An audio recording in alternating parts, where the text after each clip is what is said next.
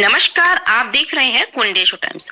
पत्रकार विकास परिषद के राष्ट्रीय सचिव एवं कुंडेशो टाइम्स के ब्यूरो चीफ शिवरतन नामदेव ने उत्तर प्रदेश राज्य पिछड़ा वर्ग आयोग के सदस्य राज्य मंत्री दर्जा प्राप्त श्री राधेश्याम नामदेव से खास मुलाकात करते हुए पूरे देश एवं प्रदेश में पिछड़ा वर्ग व नामदेव समाज के विषय में उनके उत्थान को लेकर, उनके विकास को लेकर महत्वपूर्ण चर्चाएं की। देखिए कुंडेशो टाइम्स की खास रिपोर्ट। कुंडेश्वर टाइम में आपका स्वागत है। आज हमारे साथ एक नए मेहमान जुड़े हुए हैं उत्तर प्रदेश से। आइए जानते हैं आपका जीवन परिचय। सर नमस्कार।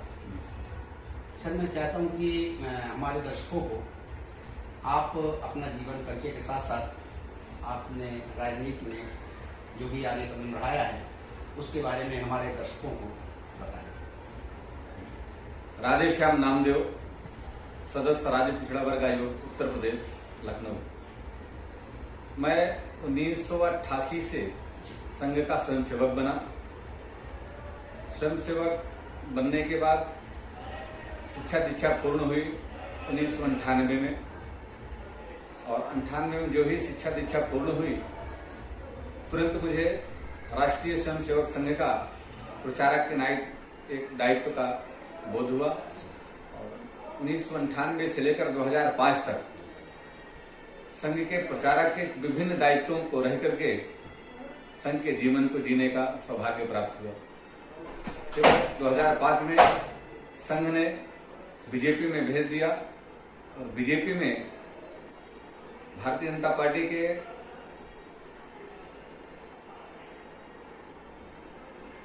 एक संगठन मंत्री, एक पूर्णकालिक हुआ करते हैं, संगठन मंत्री के नाते लगातार मैं 2012 तक संगठन मंत्री के नाते काम किया।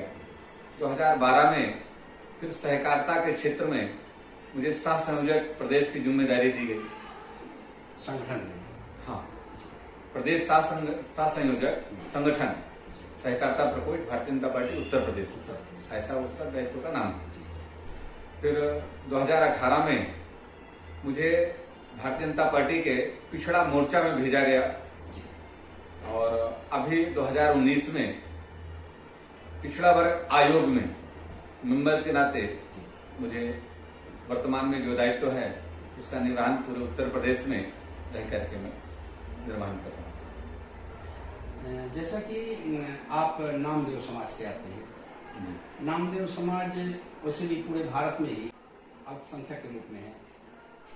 उत्तर प्रदेश में भी जनसंख्या ज्यादा नहीं है,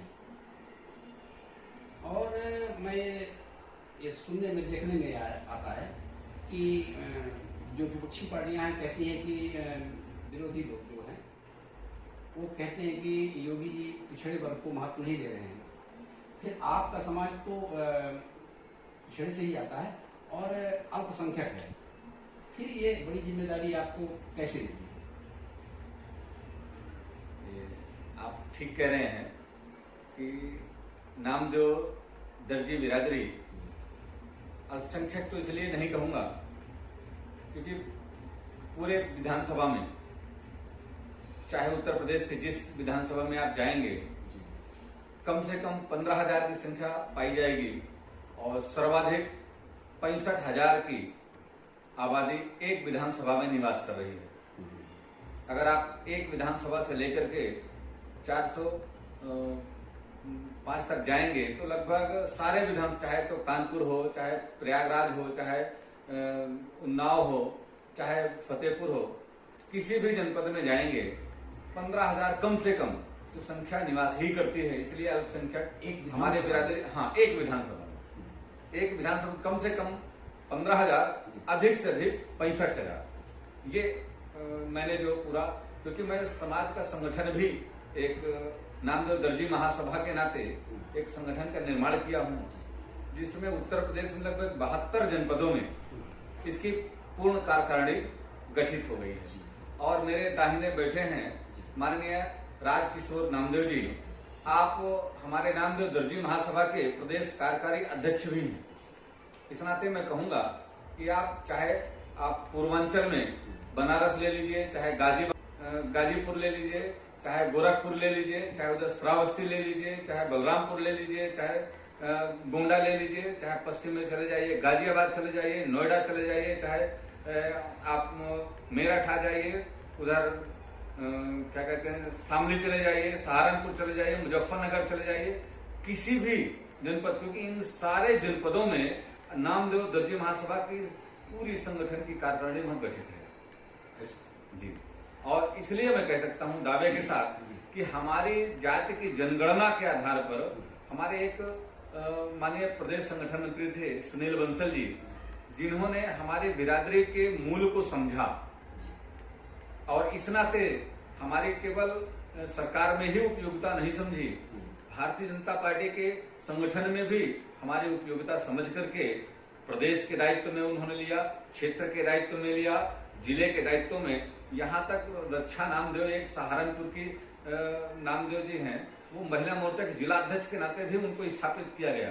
एक राजकुमार जी हैं जी, एक राजकुमार जी हैं,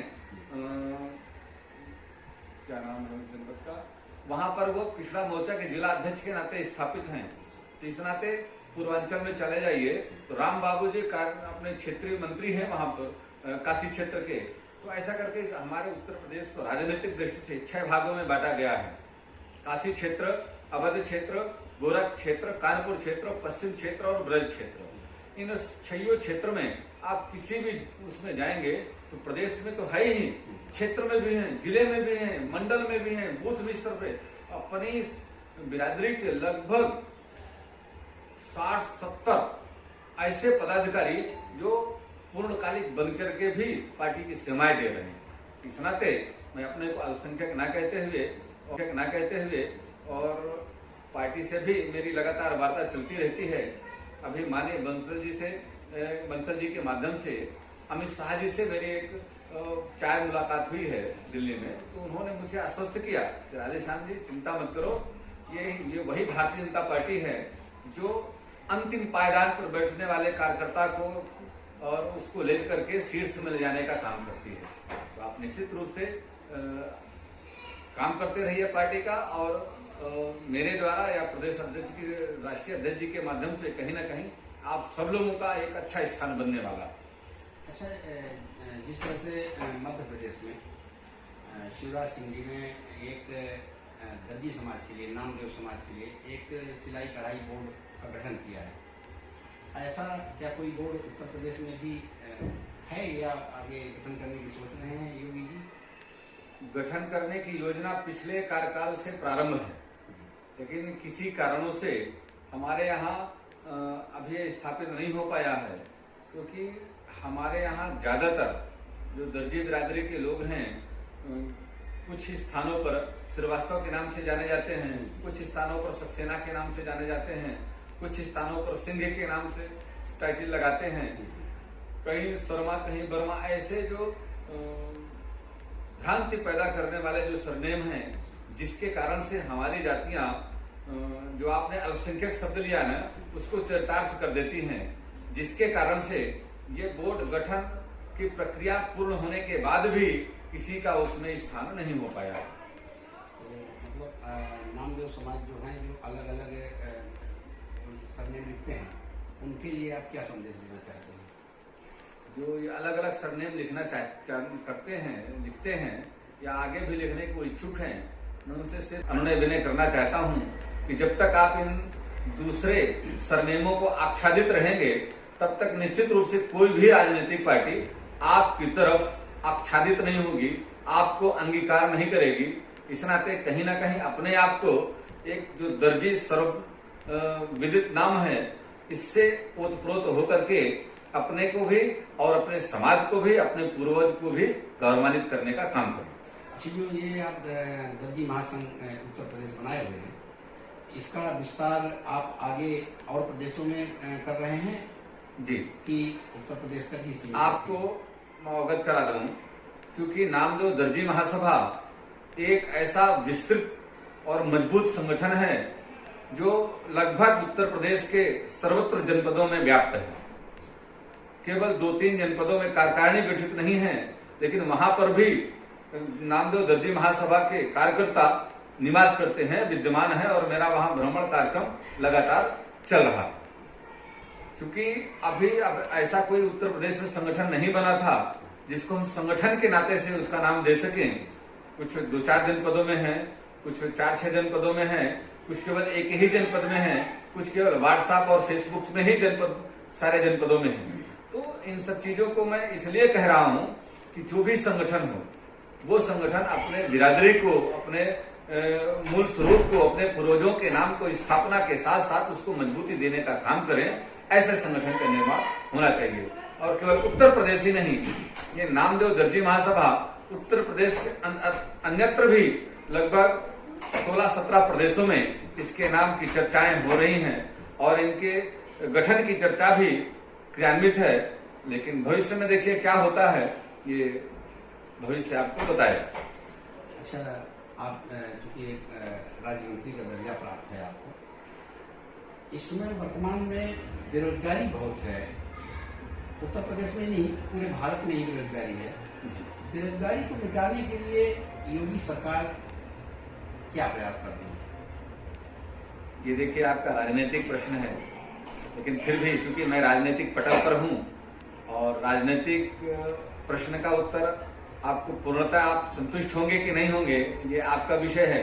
लेकिन भारतीय जनता पार्टी के क्रियाकलापों द्वारा परिलक्षित हो रहा है पूरे देश में मोदी जी के माध्यम से नौकरियों के लिए सीधा सीधा उनको प्रवेश पत्र, उनको कहिए कि कार्ड वितरण किया जा रहा है।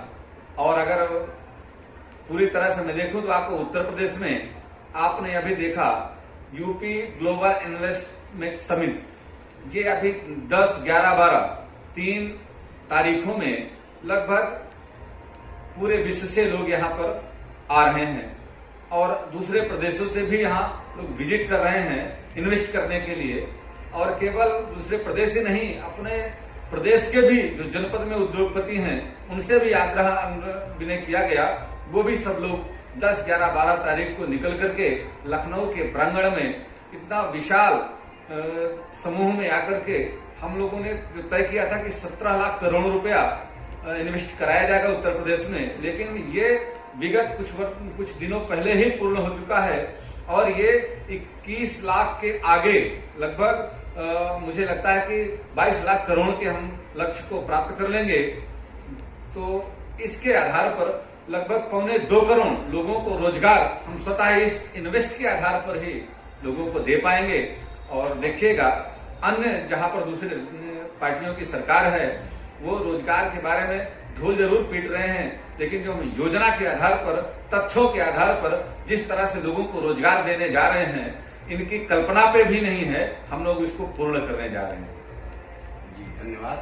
आप हमारे दर्शकों को जो भी बातें बताई हैं, विशेष तौर से हमारे नामदेव समाज को, और आप नामदेव समाज से हैं, आपने जो प्रयास किया वो आज उसका फल आपको मिला है। मैं नामदेव समाज के सभी लोगों से कहना चाहता हूं कि जो अलग अलग सरनेम लिख करके और अपनी बिरादरी को छुपाते हैं, उनको शासन के द्वारा सरकारी राजनैतिक सभी लाभ तभी मिलेगा जब वो नामदेव लिखेंगे या दर्जी लिखेंगे। इसलिए आप अलग अलग जो नाम लिखते हैं उसको हटा करके या तो दर्जी लिखिए या नामदेव लिखिए, तभी उसका पूर्ण रूप से राजनीतिक लाभ मिल पाएगा। नमस्कार, धन्यवाद।